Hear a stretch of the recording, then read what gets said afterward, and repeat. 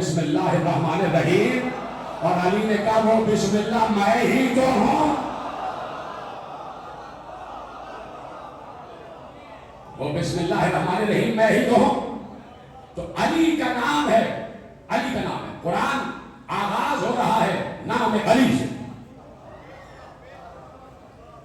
ایک مفکر بن کے نہ بیٹھے، موالی بن کے بیٹھے، یعنی علی والا بن کے بیٹھے۔ مجھے بتائیں کہ واقعی جملے آپ تک پہنچ رہے ہیں۔ پورا قرآن علی کے ذکر سے، علی کے نام سے شروع ہو رہا۔ مجھے تو میرے مولا علی پر اتنا یقین ہے کہ جتنا سورج کے ہونے پر یقین ہے۔ جب میرے مولا نے کہہ دیا کہ میں ہوں باہ بسم اللہ، تو میں اس بات کا اقرار کرنے میں کوئی شرم اور عار محسوس نہیں کرتا کہ قرآن کی ابتدا نام علی سے ہو رہی ہے، نام علی سے ہو رہی ہے۔ نہیں بولے آپ، لیجئے اب میں آپ کے حوالے ایک حدیث کرتا ہوں، اور حدیث ہے متفق علیہ، علماء اہل تسنن اور علماء اہل تشیع دونوں نے لکھا، اور کبھی موقع ہوگا تو میں عرض کروں گا کہ علی کی شان میں کون سی آیتیں ہیں کہ جن کو بخاری صاحب نے بھی لکھا ہے، مسلم صاحب نے بھی لکھا ہے، ابن ماجہ صاحب نے بھی لکھا ہے، ابن حنبل صاحب نے بھی لکھا ہے، مشکات صاحب نے بھی لکھا ہے، یہ سارے شریف ہیں۔ بخاری شریف، مسلم، ابن ماجہ، مشکات شریف، یہ سارے شریف ہیں، یہ ساری کتابیں شریف ہیں۔ اس لیے شریف ہے کہ اس میں علی اشرف کا ذکر ہے، ذکر ہے، اور ابھی میں آپ کے حوالے کروں گا، اگر موقع ہوگا تو پورا اشرف پڑھ دوں گا اس بات پر کہ کہاں کہاں علی کا ذکر قرآن میں موجود ہے، حدیث میں موجود ہے، اور علماء اہل تسنن نے کس کس شان سے علی کا ذکر کیا ہے۔ کبھی ہوگا موقع تو پڑھیں گے، لیکن آج کی حد تک جب آپ کسی کو بھیجیں کہ بچے کو اچھی خوشخطی سکھاؤ، تو دیکھیے بچپن میں یہ طریقہ رہا کہ سب، میں نے بھی اپنے بچپن میں تختی لکھی ہے، تختی، یہاں بھی جو حضرات بیٹھے ہیں جو جانتے ہیں اس بات کو، تو تختی لکھوائی جاتی تھی، اور اس میں لکڑی کا قلم ہوتا تھا، اور سیاہی الگ سے ہوتی تھی، اور سیاہی میں قلم ڈبو ڈبو کر تختی لکھوائی جاتی تھی، اور ایک کاتب ہوتا تھا کہ جو الف لکھنا سکھاتا تھا، جو بے لکھنا سکھاتا تھا، جو بے لکھنا سکھاتا تھا۔ اچھا، میرے ذہن میں ایک جملہ آ گیا، یہ جو الف بے جیم دال یہ سب لکھا جاتا ہے نا، تو کتابت میں ایک لائن ڈال کے نہیں لکھا جاتا، اس طرح نہیں کہ پورا الف ایسے لکھ دیا، بے ایسے لکھ دیا، اس میں ہوتے ہیں قط، کاف اور توئے، اسے کہتے ہیں قط۔ دیکھیں مجھے یقین مانے یہ مجھے پڑھنا نہیں تھا، مجھے ابھی ذہن میں آیا تو پڑھ رہا، مجھے کسی اور جگہ جانا تھا، لیکن مجھے صرف حدیث آپ کے حوالے کرنی ہے تو مجھے اتنی محنت کرنی پڑ رہی ہے۔ اسے کہتے ہیں قط۔ قط کسے کہتے ہیں کہ جب آپ لکڑی کا قلم بناتے ہیں تو اس لکڑی کے قلم کی نوک کو ذرا سا ترچھا کاٹتے ہیں، تو وہ ترچھا جو کٹتا ہے وہ الٹپ نہیں کٹ جاتا، رینڈملی نہیں کٹتا، بلکہ اس کا بھی ایک ناپ ہوتا ہے کہ اتنا کٹ لگایا جائے گا۔ کسی قلم کا قط زیادہ ہوتا ہے، کسی کا قط کم ہوتا ہے، ٹھیک ہے، ہر قلم کا اپنا قط ہوتا ہے، بڑے قلم کا بڑا قط ہوتا ہے، چھوٹے قلم کا چھوٹا قط ہوتا ہے، ٹھیک ہے۔ تو اب وہ کیسے الف لکھتے ہیں؟ وہ قط قط یعنی ایک ایک نقطہ بنا بنا کے، ایک قط پر ایک قط۔ اب یہ سمجھیے کہ یہ تختی ہے، میں کیسے سمجھاؤں، مجھے معاف کیجیے گا، یہ نہ سمجھیے کہ میں کوئی کلاس لے رہا ہوں، کلاس تو ہم ان کی لیتے ہیں جن کی کلاسیں لینا ہے، 14 برس سے ان کی کلاسیں لے رہے ہیں، میں کوئی کلاس۔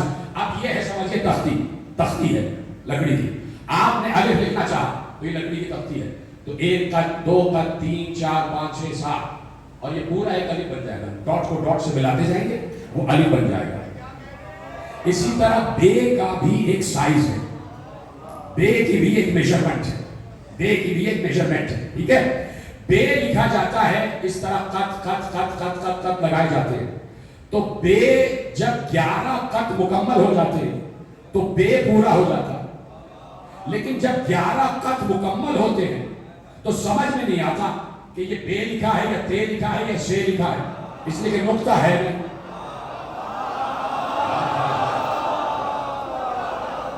جب 11 خط مکمل ہوتے ہیں تو سمجھ میں نہیں آتا یہ کیا لکھا ہے، با ہے، تا ہے یا سا ہے، کیا ہے، لیکن جب اس میں نیچے 12واں خط یعنی نقطہ لگایا جاتا ہے جو بے مکمل ہوتا ہے، آپ سمجھ میں آیا، بے 12 کے بغیر مکمل ہی نہیں ہے۔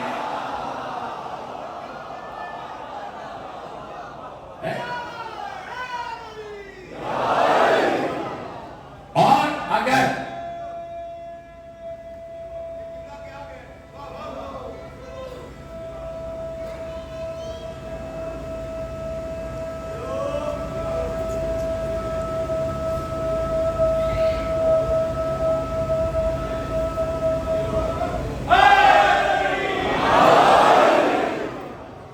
یعنی 11 نقطے ملیں گے تو محمل بے بنے گا۔ سمجھ میں نہیں آئے گا یہ کیا ہے؟ جب تک نقطہ نہ لگے تو محمل ہو جائے گا، کچھ پتہ نہیں چلے گا یہ کیا لکھا۔ یعنی نقطہ بتاتا ہے کہ اس میں کیا نقطہ چھپا ہوا ہے، اس میں نقطہ کیا ہے۔ تو اب جب خطاطی سکھائی جاتی ہے تو اس سے پہلے جو خطاط ہوتا ہے وہ ایک لیکچر دیتا، اور لیکچر میں چونکہ سب سے پہلے خطاطی میں بسم اللہ الرحمن الرحیم لکھنا سکھایا جاتا، اور بسم اللہ میں بھی بے پہلے ہے، بسم اللہ میں بھی بے پہلے ہے، ٹھیک ہے۔ لیکن یہ کہ بے سے بھی پہلے الف ہے، بے سے بھی پہلے الف ہے۔ تو اللہ نے کسی ایسے جملے سے آغاز کیوں نہیں کیا قرآن کا جس کی ابتدا الف سے ہو رہی ہے؟ بسم اللہ الرحمن الرحیم سے ابتدا ہو گیا، کوئی اور بھی نام رکھ سکتا، الرحمن الرحیم الف سے ابتدا ہو جاتی، یہ بے سے ابتدا کیوں کی؟ بے سے ابتدا کیوں؟ میرا دل کہتا ہے اگر آپ قبول کر لیں تو شاید بات پہنچ جائے۔ اللہ یہ بتانا چاہتا کہ اللہ کی الف اس وقت تک سمجھ میں نہیں آئے گی جب تک بے کا نقطہ سمجھ میں نہ آ جائے۔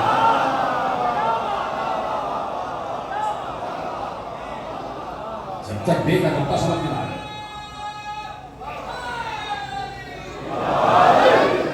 بسم اللہ الرحمن الرحیم،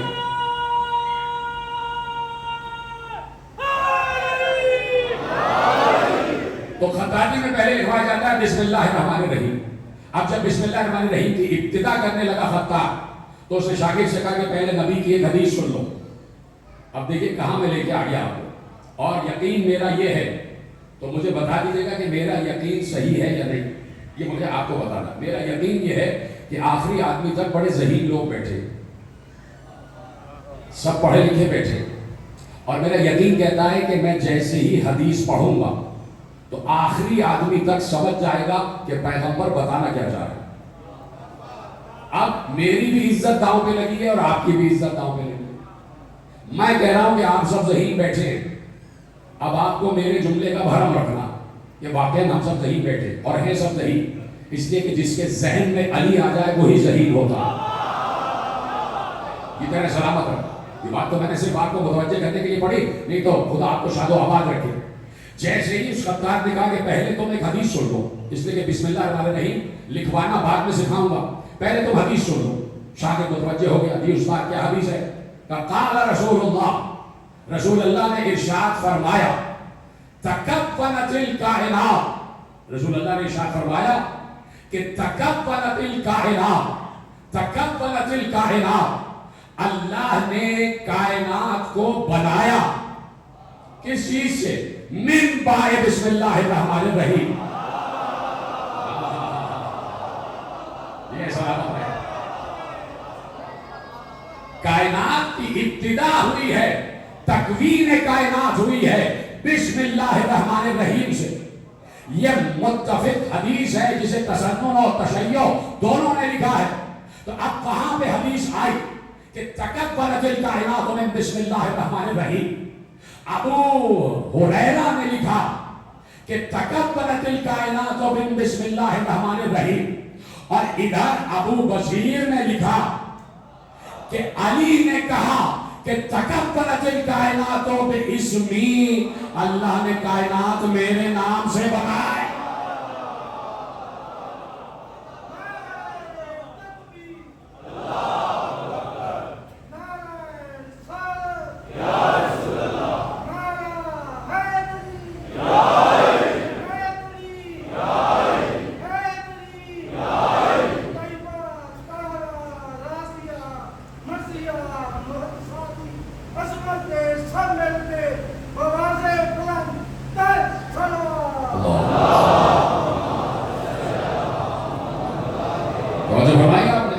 تکبرت الکائنات باسمی، اللہ نے کائنات میرے اسم سے بنائی.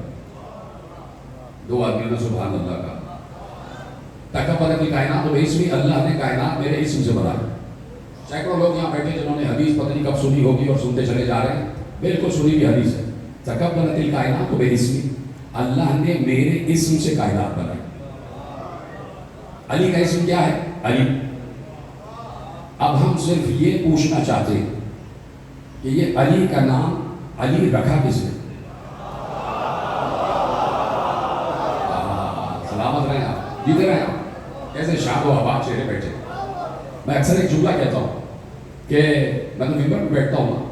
ایک عرصہ میں فرش ادا پر بیٹھا رہا. پہلے تو میں نے مجلسیں سنی ہیں اور اس کے بعد کہیں مجالس کا آغاز کیا. تو پہلے تو ایسے ہی بیٹھ کے ہم ذاکر کو دیکھتے تھے، خطیب کو دیکھتے تھے، علماء کو دیکھتے تھے.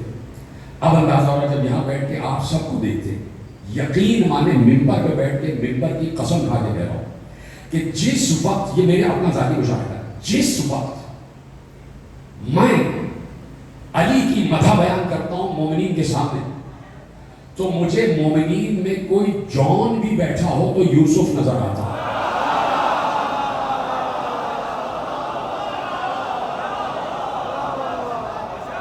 اتنے حسین ہو جاتے ہیں آپ، اتنے حسین ہو جاتے ہیں. آپ کبھی بزرگوں کے چہروں کو دیکھیں جوانی آ جاتی ہے. نام علی پہ آپ اتنے حسین ہو جاتے ہیں. کیوں نہ آپ کے چہرے حسین ہو جائیں. جس کے چہرے کو اللہ اپنا چہرہ کہہ رہا ہو کیوں نہ حسین ہو جائے. تو خدا آپ کو شاد و آباد رکھے. تو اس لیے میں نے کہا کہ تکبرت الکائنات باسمی، علی کہہ رہے ہیں کہ میرے نام سے اللہ نے کائنات کی تکوین کی ہے، پوری کائنات بنائی ہے. اور کائنات میں سب کچھ ہے. کائنات میں سب کچھ ہے. صرف یہ نہیں کہ آپ کا یہ سولر سسٹم اس کائنات میں ہے. نہ معلوم ایسے کتنے سولر سسٹم ہیں، ایسے کتنے نظام ہائے شمسی ہیں، ہزار کھرب یعنی ملین ٹریلین بلین اور سیکسٹریلین، نہ معلوم کتنے کتنے. کبھی اس پہ بات بھی کریں گے ایسٹرولوجی پہ. اتنے ستارے، اتنے سیارے، اتنے ثوابت، یہ سب کائنات ہے. ساری یہ کائنات ہے. جہاں جہاں تک اس وقت انسان کی ریسرچ جا رہی ہے، یہ سب کائنات ہے. اور علی کہہ رہے ہیں پوری کائنات میرے اسم سے بنی ہے. پوری کائنات میرے اسم سے بنی ہے. لیکن میں کیا کروں؟ میں بیٹھا ہوں لاہور میں اور اسی سے 1.5 گھنٹے کے فاصلے پہ سیالکوٹ، اور وہیں سے شاعر مشرق ابھرے جن کا نام ہے علامہ ڈاکٹر محمد اقبال. ڈاکٹر اقبال، علامہ اقبال نے ایک عجیب جملہ کہا اور آج سائنس اس کو انڈورس کر رہی ہے. کیا کہا؟ یہ کائنات ابھی نا تمام ہے شاید کہ آ رہی ہے دمادم صدائے کن فیکون. سلامت رہے ہیں. کیا یہ کائنات ابھی نا تمام ہے شاید کہ آ رہی ہے دمادم صدائے کن فیکون. کہ ابھی تک کائنات بنتی چلی جا رہی ہے.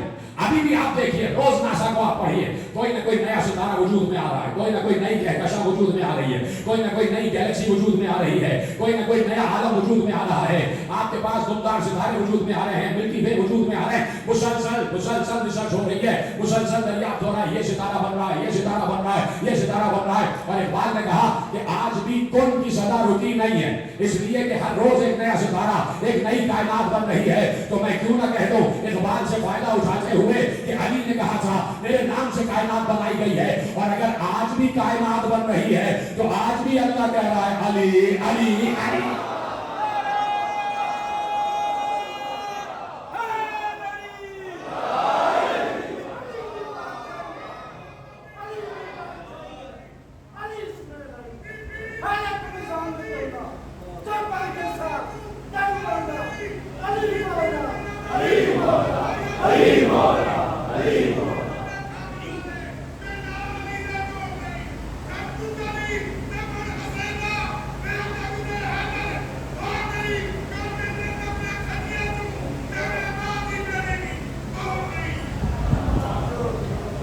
پیچھے والوں کو سمجھ آ گیا ہوگا، ایسے بات آ گیا، آواز نہیں ہے. لیکن یہ کہ انہوں نے جو کچھ بھی کہا ہے اچھا کہا ہے، اس لیے کہ پڑھتے ہوئے اچھے لگ رہے تھے، پڑھتے ہوئے اچھے لگ رہے تھے، نورانی لگ رہے ہیں. تو نور کا تذکرہ جو کرے وہ ہوتا ہے نورانی. نام کا نورانی کرنے سے کوئی نورانی نہیں ہوتا. یہاں کام کے نورانی ہیں، نام کے نہیں، اس میں بامسمہ ہے. تو اب سوال میں نے یہ کیا کہ علی کا نام علی کس نے رکھا؟ یہ سوال ہے. آپ مجھ سے بہتر جانتے ہیں، آپ سے گفتگو نہیں ہے، جہاں جہاں ان کیمروں کے ذریعے سے بات جا رہی ہے ان تک بات پہنچ جائے اور اپنے بچوں تک یہ جملہ پہنچ جائے۔ علی کا نام علی کس نے رکھا؟ سب سے پہلے تو یہ ہمیں دریافت کرنا ہے کہ علی سے پہلے کوئی علی تھا؟ لوگوں نے کہا نہیں تھا، میں کہوں گا تھا، اور علی سے پہلے جو علی تھا اس کا نام اللہ ہے۔ علی سے پہلے جو علی ہے وہ ہے اللہ، اللہ کا نام ہے علی۔ اللہ کے بعد اگر کسی کا نام ہوا ہے تو وہ بنت اسد کے بیٹے کا نام ہوا ہے، وہ ابو طالب کے بیٹے کا نام ہوا ہے۔ کھرب برس گزر گئے، کھرب برس گزر گئے، اللہ کے بعد 13 رجب سن 30 عام الفیل تک آدم بھی آ گئے، نوح بھی آ گئے، ابراہیم بھی آ گئے، موسیٰ بھی آ گئے، عیسیٰ بھی آ گئے، سارے نبی آ گئے، کہیں علی کا نام نہیں۔ نہیں، یہ نہیں ہے، جملہ لے جائیے، کسی ماں کو یہ جرأت نہیں ہوئی کہ وہ اپنے پیدا ہونے والے بیٹے کا نام علی رکھتی،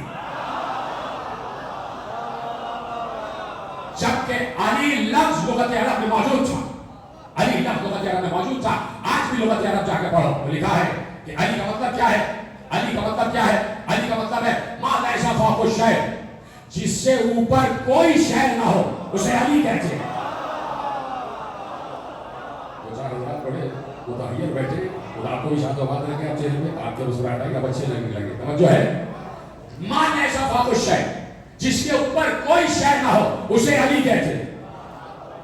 یعنی ہم اس چھت کو علی نہیں کہہ سکتے، اس لیے کہ اس سے اوپر خلا ہے، خلا کو بھی علی نہیں کہہ سکتے، اس لیے کہ اس سے اوپر فضا ہے، فضا کو بھی علی نہیں کہہ سکتے، اس لیے کہ اس کے اوپر پہلا آسمان ہے، پہلے آسمان کو بھی علی نہیں کہہ سکتے، اس لیے کہ اس کے اوپر دوسرا آسمان ہے، دوسرے کو بھی علی نہیں کہہ سکتے، اس کے اوپر تیسرا ہے۔ اسی طرح ساتوں آسمانوں کو علی نہیں کہہ سکتے، اس لیے کہ 7 آسمان کے اوپر عرش ہے، عرش کو بھی علی نہیں کہہ سکتے، اس لیے کہ عرش پر پیغمبر کے قدم ہیں، پیغمبر کے قدم کو بھی علی نہیں کہہ سکتے، اس لیے کہ پیغمبر کے دوش پر علی کے قدم ہیں۔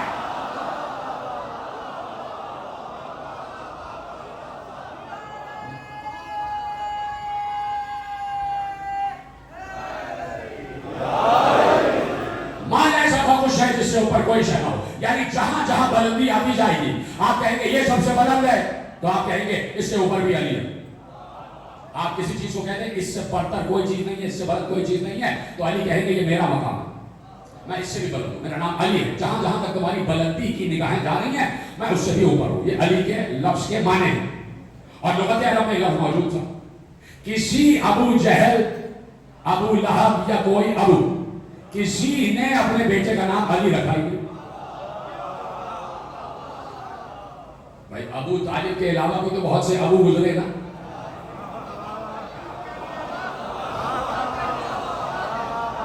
ان کے بھی بچے پیدا ہوئے ہوں گے، تو انہوں نے اپنے بچوں کا نام علی نہیں رکھا، اس لیے کہ علی کا نام نام نہیں ہے، علی کا نام صفت ہے۔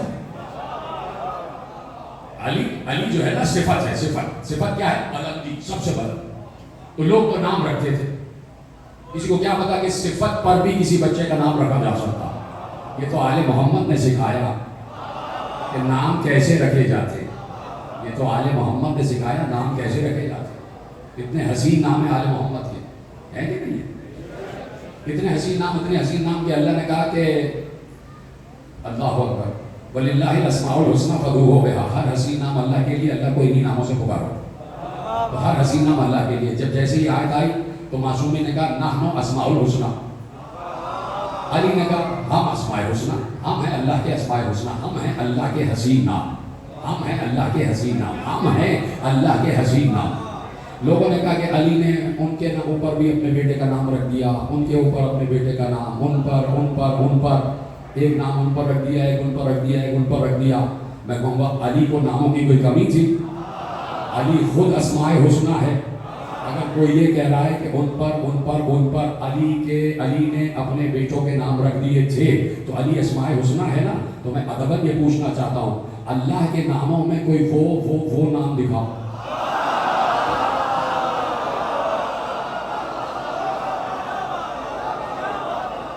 علی تو اسماء حسنہ، ہم تو اسماء حسنہ، تو علی کا نام ہے اسماء حسنہ میں سے ایک نام، اسماء حسنہ میں سے ایک نام. تو یہ نام علی کا رکھا کس نے؟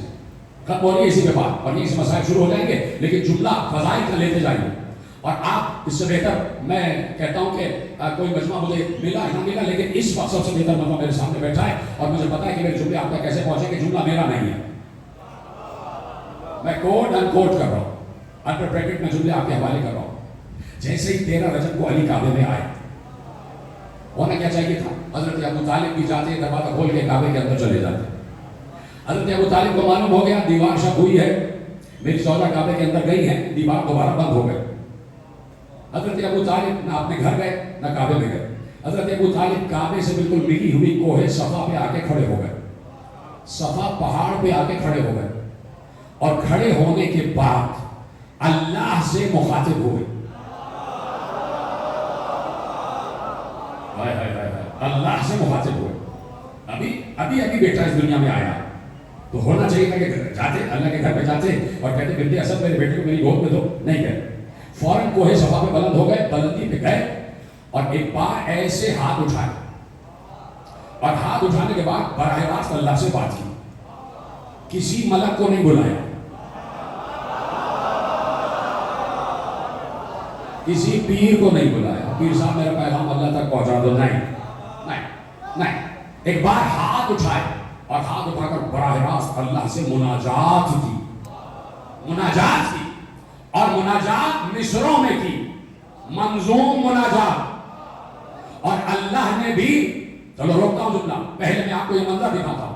ایک بار ابو طالب نے اپنے ہاتھ دست دعا بارگاہ پروردگار میں، بارگاہ قدوس میں بلند کیے، اور اب مخاطب ہوا علی کا بابا خالق علی سے. پدر علی خالق علی سے مخاطب ہوا، اور لفظ استعمال کیا جہاں سے بات کا آغاز کیا، یا رب، یا رب هذا الغسق الدجي والقمر المبتلج المزي بين لنا من امرك الخفي ماذا ترى في اسم ذا الصبي. چار مصرے ابو طالب نے کہے، چاروں کے قافیے یہ والے، یہ اعلیٰ آخر میں. دوبارہ پڑھ دیتا ہوں، یا رب هذا الغسق الدجي، دجی یہ آ گئی نا، یہ اب یہ کے قافیے ہیں، یہ میں مصلحتاً کہہ رہا ہوں. یا رب هذا الغسق الدجي والقمر المبتلج المزي بين لنا من امرك الخفي ماذا ترى في اسم ذا الصبي. پہلے میں پڑھے نا مصرے، اب ترجمہ سن لو. اے اس تاریک رات کو پالنے والے رب، ابو طالب سنا ابو طالب کون ہے؟ اے اس تاریک رات کو پالنے والے رب، اور اس تاریک رات کو، جملہ سمجھ لینا حضرت ابو طالب کا جملہ ہے، اور اس تاریک رات کو چاند سے منور کرنے والے رب، روشن چاند ابھارنے والے رب. اب جناب عجیب جملہ کہا جناب ابو طالب نے، عجیب جملہ کہا، بلکہ اللہ نے امرک الخفی، پروردگار. دیکھیے اس کو سمجھیے گا کہ کس وقت بات ہو رہی ہے. ابھی قرآن آنے میں 10 برس ہے، ابھی قرآن آیا نہیں، اس وقت باتیں ہو رہی ہیں. بلکہ اللہ نے امرک الخفی ہے، پروردگار وہ جو تیرا ایک امر غیب ہے نا، وہ مجھ پر ظاہر کر دے. سلامت رہے. بلکہ اللہ نے امرک الخفی ہے، وہ تیرا جو امر غیب ہے، وہ جو تیرا چھپا ہوا ایک امر ہے، وہ مجھ پر، ہم پر ظاہر کر دے. وہ چھپا ہوا امر کیا ہے؟ اب سن لینا، ذہین میں بیٹھا ہوا ہے آپ کے دلوں میں، علی دھڑکن بن کے دھڑک رہا ہے تو آپ تک یہ جملہ پہنچے گا. حضرت ابو طالب کہہ رہے ہیں کہ تیرے پاس ایک غیب ہے، اور وہ غیب مجھ پر ظاہر کر دے، کہ وہ غیب مجھ پر غیب نہ رہے. وہ غیب کیا ہے؟ ایک بار کہا ماذا ترى في اسم ذا الصبي، ذرا یہ بتا دے تو نے میرے بیٹے کا نام کیا رکھا ہے.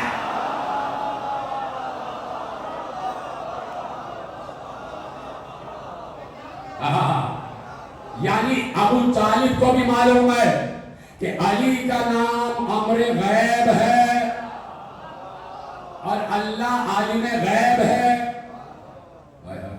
جملہ ضائع ہو گیا تو مجھے افسوس ہو جائے گا.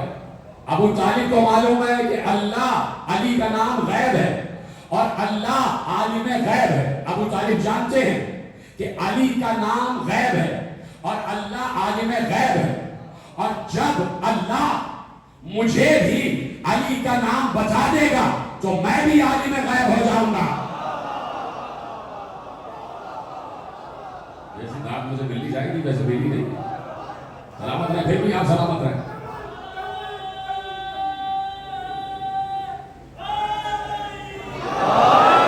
توجہ ہے.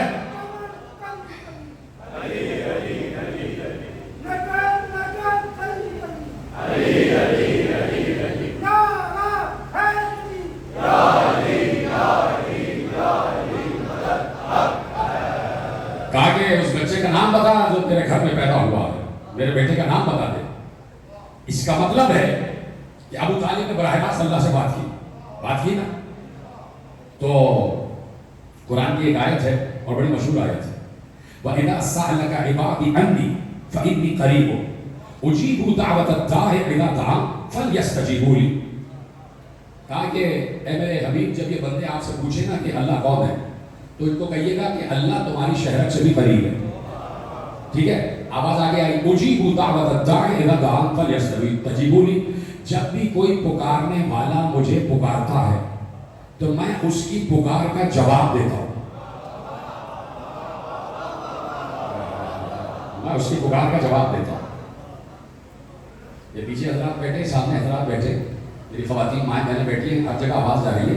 اللہ یہاں موجود ہے نا, موجود ہے. تو کوئی سوال ہو تو اللہ سے کرو. اللہ یہ ہے, کوئی بھی سوال ہو اللہ سے کیجیے کہ بھائی اللہ یہ بتا دے, یہ بتا دے, جواب نہیں آئے گا. اس کا مطلب ہے کہ وہ ہر کسی کو جواب کے قابل سمجھتا ہے. وہ اپنے مصطفیٰ مرتضیٰ مجتبیٰ بندوں سے باتیں کرتا ہوں. اب پتہ چل جائے گا کہ مصطفیٰ مرتضیٰ مجتبیٰ بندے ہیں کون. اگر جواب نہ آئے تو ابو طالب کافر. اتنا بڑا دعویٰ کر دیا.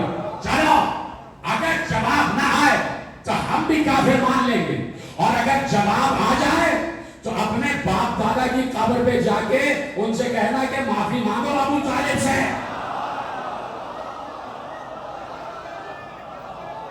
اگر جواب آ جائے, جاؤ پڑھو کتابیں, صاحب اشتیاق نے بھی لکھا اور 4 حوالے میرے پاس ہے, دے دوں گا. اگر پوچھا جائے گا ایک بات جیسے ہی کہا کہ پروردگار بتا دے کہ اس بچے کا نام کیا رکھا ہے, آسمان سے آواز آئی, خصصتما بالولد الزکی. اسی ردیف و قافیہ کا جواب دیا, خصصتما بالولد الزکی الطاہر المنتجب الرضی. ابھی آخر کے 2 مصرے نہیں پڑھ رہا اس لیے کہ بہت آسان ہے, سمجھ جاؤ گے. پہلے 2 مصرے کا ترجمہ سن لو. خصصتما بالولد الزکی, اے ابو طالب میں نے تمہیں اور تمہاری زوجہ کو ایک پاک بیٹے سے فخر عطا کیا ہے. ایک پاک بیٹا عطا کیا ہے. خصصتما بالولد الزکی, ہم نے تمہیں اور تمہاری زوجہ کو ایک پاک بیٹے سے خصوصیت عطا کی ہے. الطاہر المنتجب الرضی, وہ بیٹا طاہر بھی ہے, منتخب بھی ہے, اور وہ ہم سے راضی, ہم اس سے راضی. پاک بھی ہے, طاہر بھی ہے, رضی بھی ہے, منتخب بھی ہے. سوال کیا ہے, پروردگار یہ بتا دے کہ اس بچے کا نام تو نے کیا رکھا ہے. کہاں سے بات شروع ہوئی, اب دوبارہ سن لو, اور ایک دم سے وہ دونوں مصری آ جائیں گے اور مصری آپ کے حوالے. اور میرا حسن یقین یہ کہتا ہے کہ آپ تک ترجمے کی ضرورت پڑے گی. خصصتما بالولد الزکی الطاہر المنتجب الرضی, اسمہ من قاہر العلی, علی کیوں اشتق من العلی. کہا سنو, میں بھی علی ہوں اور یہ بھی علی ہے.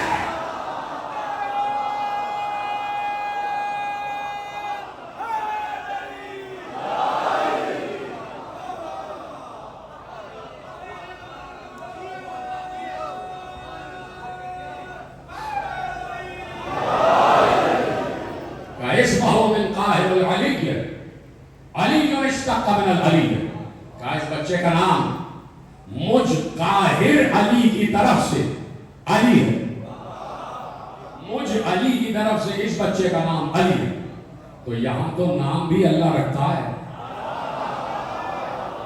یہاں تو بچوں کے نام بھی اللہ رکھتا ہے، نبی تک نام نہیں رکھتے، نبی بھی نام نہیں رکھتے۔ علی نے پوچھا، رسول نے پوچھا یا علی یہ 3 شعبان کو بچہ آیا ہے کوئی نام رکھا؟ علی نے کہا یا رسول اللہ آپ موجود ہیں، آپ کے ہوتے ہوئے میں کیسے سبقت کروں؟ رسول اللہ نے کہا یا علی تم میرے ہوتے ہوئے پہل نہیں کر سکتے، میں اللہ کے ہوتے ہوئے پہل نہیں کر سکتا۔ یہاں تو ہونے والے بچوں کے نام بھی اللہ رکھا، اللہ نے جس بچے کا نام حسین رکھا تو وہ حسین ہی ہے۔ کبھی میرے دوستوں کہ میں اپنا ذاتی مشاہدہ، اپنی ذاتی مشق بتا رہا ہوں، کبھی شب میں سونے سے پہلے صرف نام حسین لینا، تمہیں عجیب لگے گا، عجیب نام ہے حسین، دل میں اتر جاتا تو بہت محبت پیدا ہوتی، اور صرف محبت نہیں، دل میں ایک درد پیدا ہوتا، جیسے ہی حسین کا نام آتا ہے چاہتا ہے پھوٹ پھوٹ کے انسان رو دے، ہائے حسین، عجیب نام، ہائے حسین۔ کبھی گئے ہونا کربلا؟ قبولیت زیارت کی سب سے بڑی نشانی کیا ہے پتہ ہے؟ کہ جیسے ہی حسین کے روضے کی طرف قدم بڑھانا شروع کرو، دل جو ہے وہ دھڑکنا شروع ہو جائے اور آنکھوں سے آنسو روا ہو جائے، یعنی تمہارے اندر گریہ طاری ہو جائے گا، سمجھ لو حسین بلا رہے ہیں، آ جاؤ میری طرف آ جاؤ، پھر اس نے زیارت مل چکا ہے تمہیں۔ اس کا مطلب ہے جب آنسو آ جائیں تو سمجھ لو اس نے زیارت مل گیا، حسین نے بلا دیا۔ یہ ہے قبولیت کی سب سے بڑی نشانی۔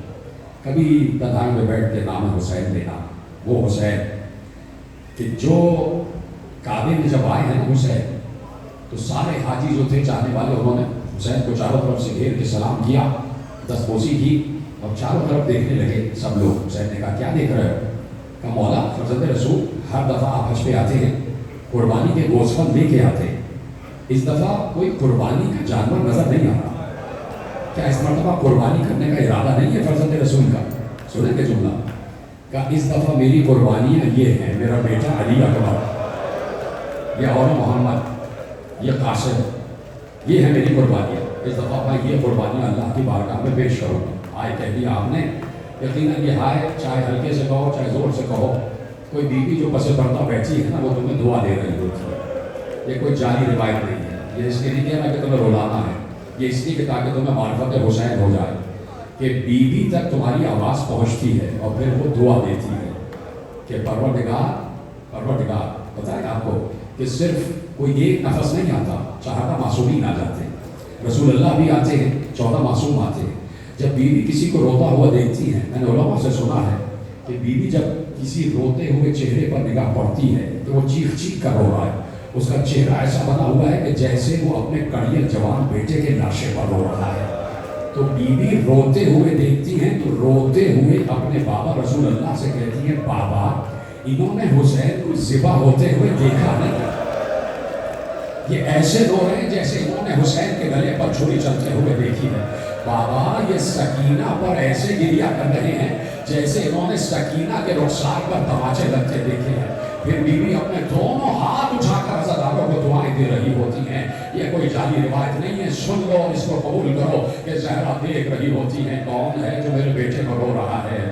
آج 4 محرم ہو گئی، دریا سے خیمے ہٹا دیے گئے، دریا سے خیمے ہٹا دیے گئے، دریا سے خیمے ہٹانے پر عباس پہ کیا گزری ہے یہ عباس ہی جانتا ہے، یہ عباس جانتے ہیں۔ جیسے ہی کہا کہ دریا سے خیمے ہٹا دیے جائیں گے، عباس نے بے اختیار قبضے تلوار پہ ہاتھ رکھا، اور ابھی تلوار نکلا ہی چاہتی تھی کہ حسین آگے بڑھے۔ حسین نے عباس کے ہاتھ پر ہاتھ رکھا کہ بھیا عباس کیا کرنے جا رہے ہو؟ کہا میرے ہوتے ہوئے نہر سے دریا سے نہر سے خیمے کیسے ہٹ جائیں گے؟ نہیں، میں ان کو خیمے نہیں ہٹانے دوں گا۔ آپ موجود ہیں اور آپ کی مرضی سے خیمے لگے ہیں، میں ان کو خیمے نہیں ہٹانے دوں گا، یہ چاہے جتنی بھی تعداد میں ہو۔ حسین نے عباس کے ہاتھ پر ہاتھ رکھ کر کہا تلوار نیام میں رکھ لو۔ عباس کے سینے پہ ہاتھ رکھ کر کہا عباس اپنے جلال کو قابو میں رکھو، عباس ابھی جنگ نہیں کرنا ہے، نہیں تو لکھنے والے لکھیں گے کہ پانی پر جنگ ہو گئی۔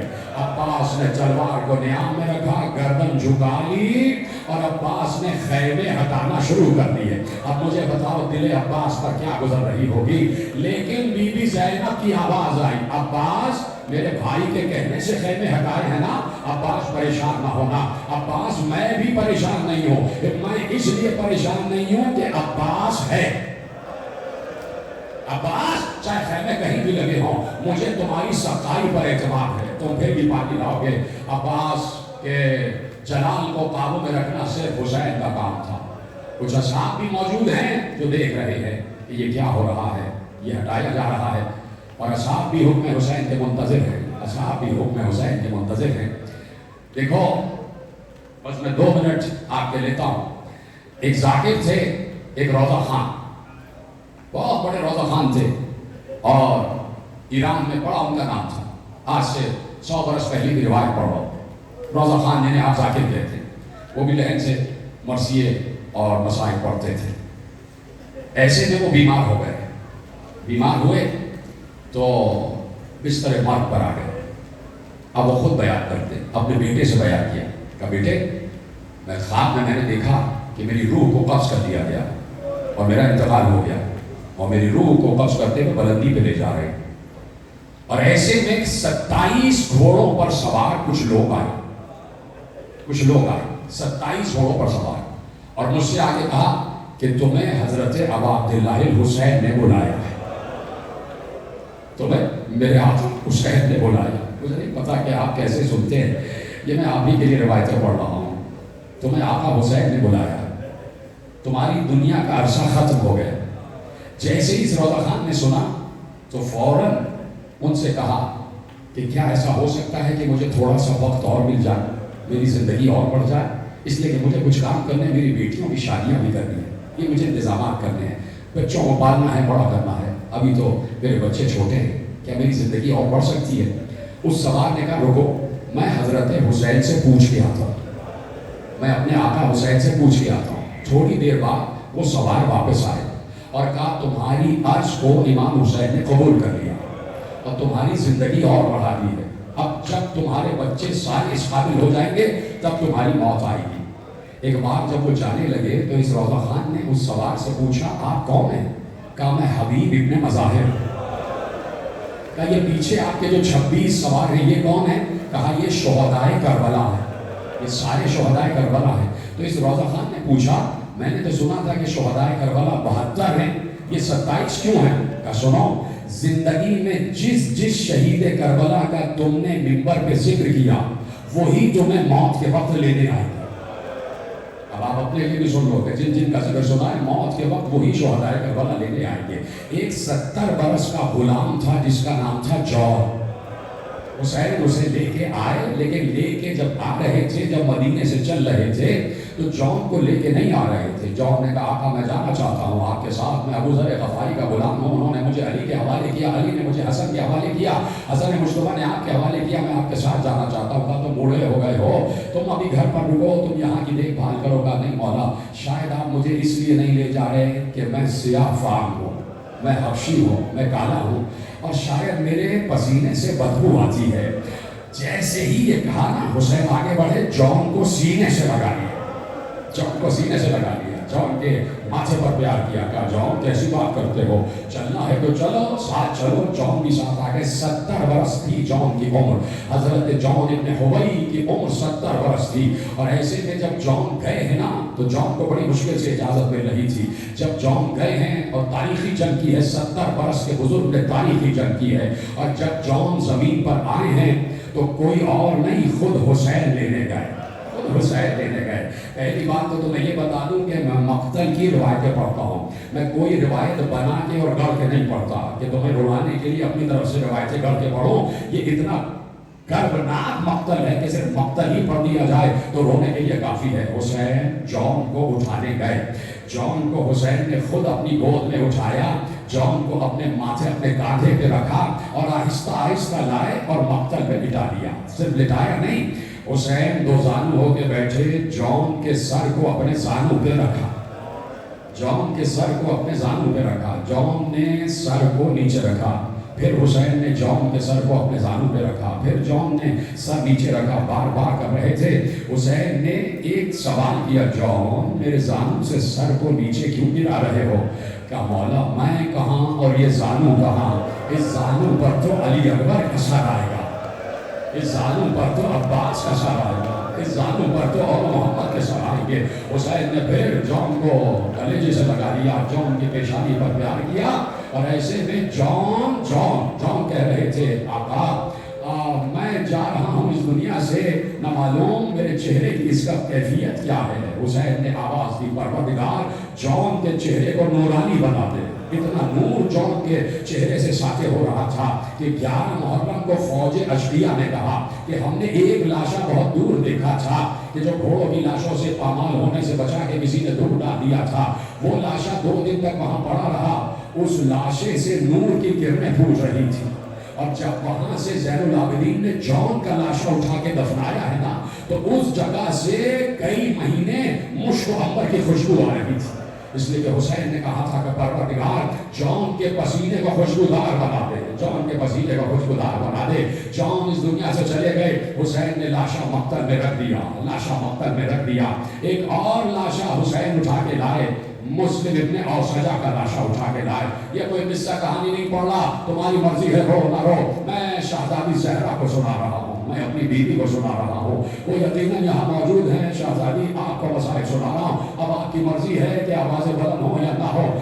एक और सहाबी को लाए, मुस्लिम इब्ने औसजा को लेके आए, जख्मी है मुस्लिम इब्ने औसजा, हुसैन लाए, फिर इब्ने औसजा का सर अपने जानू पे रख दिया। जानू पे रखने के बाद हुसैन ने बालों को प्यार किया। हबीब इब्ने मज़ाहिर सराहने खड़े हुए थे। हबीब ने मुस्लिम इब्ने औसजा से पूछा, ऐ मुस्लिम इब्ने औसजा, थोड़ी देर के बाद हम भी तुम्हारे पास आने वाले हैं, हम भी तुम्हारे पास आने वाले हैं, लेकिन शरीयत का हुक्म है, तो अगर तुम्हें कोई वसीयत करना है अपने घर वालों के लिए तो मुझे वसीयत सुना दो, मैं तुम्हारे घर वालों को वसीयत कर लूंगा, तुम्हारी ज़ौजा को, तुम्हारे बच्चों को वसीयत कर लूंगा। खुदा की कसम सलाम हो हमारा। मुस्लिम इब्ने औसजा पर रिवायत दिखती है कि इब्ने औसजा ने उस वक्त अपनी अंगुश्त शहादत उठाई और उठाने के बाद हुसैन की तरफ इशारा करके कहा, या हबीब उसी का बेहादल मजलूम, मेरे बाद मेरे मजलूम आका का ख्याल रखना, मेरे बाद मेरे मजलूम आका का ख्याल रखना, ये कहा। और इब्ने औसजा की रूह परवास कर गई। एक बार इब्ने औसजा को मक्तल में लिटाया था कि हुसैन ने देखा एक खैमे का पर्दा हटा, एक 8 या 9 बरस का बच्चा बाहर आया, उसके हाथ में बड़ी सी तलवार थी, वो तलवार जमीन पर खत देती भी जा रही थी और वो बच्चा सीधा मक्तल की तरफ जा रहा था। हुसैन ने कहा, अब्बास इस बच्चे को रोको, इस बच्चे को रोको, ऐसा ना हो घोड़ों की टापों में आगे कुचल जाए। अब्बास आगे बढ़े, आगे बढ़ने के बाद बच्चे को उठाया, बच्चा मचल रहा था, मुझे छोड़ दे आका, मुझे। आपकी आवाज नहीं आ रही, अफसोस, आवाज बुलंद करे, आए हुसैन कहे, ऐसे ना सुने कोई किस्सा कहानी बना रहा हो। बहुत सुन रहे हैं आप मजलिसें, मुझे पता है, खुदा आपको सलामत रखे, लेकिन मजलिस का अदब यह है कि जब सुने कहें हाय हुसैन, हाय हुसैन की आवाज आनी चाहिए, बोलो हाय हुसैन। कोई किस्सा कहानी नहीं है, मक्तल पढ़ रहा हूं, मक्तल। जैसे ही कहा कि बच्चे को उठा के लाओ, बच्चे को लाए, हुसैन ने बच्चे को जानू में बिठा लिया, कहा बेटे क्या नाम है, किसके बेटे हो, सुनेंगे। उस बच्चे ने रोते हुए कहा, जिसका लाशा आपके सामने पड़ा, मैं मुस्लिम इब्ने औसजा का बेटा हूं। हुसैन ने चीख मार कर कहा, बेटे तेरी माँ के लिए क्या तेरे बाप का ही गम कम था कि तू भी जा रहा है शहीद होने के लिए। बच्चे ने मचल के कहा, आका उसी माँ ने तो तलवार लगा के भेजा और कहा चला जा और फातिमा के नाम के नुसरत कर। रो दिए हुसैन, चीख मार के रो दिए, चीख मार के रो दिए। और बाकी जुमला कल जनाबे होर की मैंने रिवायत पढ़ी, होर को उठा के लाए, हुसैन होर को उठा के लाए, जख्मी है होर, होर जख्मी है, होर का सर भी अपने जानू पे रखा, کریم آتا ہے ہمارا، حور کا سر بھی اپنی زانوں پہ رکھا، سر سے خون بہ رہا تھا، اس لیے کہ تیر پیوست تھا، تیر پیوست تھا. حور نے کہا مولا سر میں بہت درد ہو رہا ہے، کیا ایسا ہو سکتا ہے کہ تیر ماتھے سے جدا ہو جائے؟ حسین نے تیر کو پکڑا اور کہا انا للہ و انا الیہ راجعون.